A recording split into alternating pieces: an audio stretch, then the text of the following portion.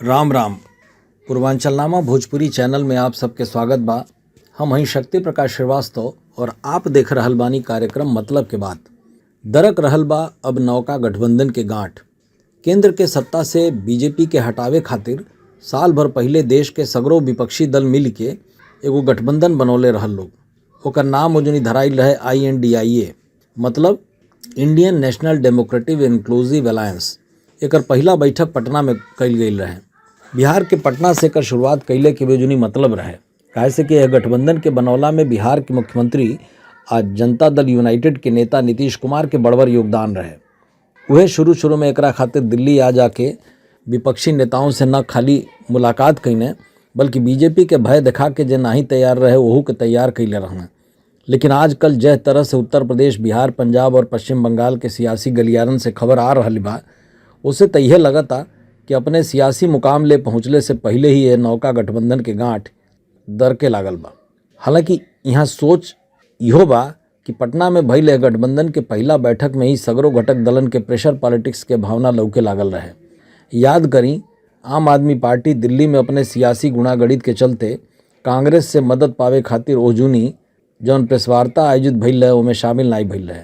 बाद में कांग्रेस के ओकरे बात माने पर गेल रहे।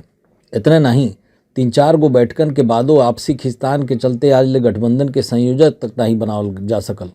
यही बीचे जब बीचे में मध्य प्रदेश, राजस्थान, छत्तीसगढ़, तेलंगाना और मिजोरम के विधानसभा चुनाव आ गई, तो ऐसा बुझाइल कि लोकसभा चुनाव के पहले होखे वाले चुनावन में नवका गठबंधन सेमीफाइनल बांध के न केवल खाली चुनाव लड़ी बल्कि यही में अपने गठबंधन के सगरो ढील चुड़ियन के कस के फिट कली।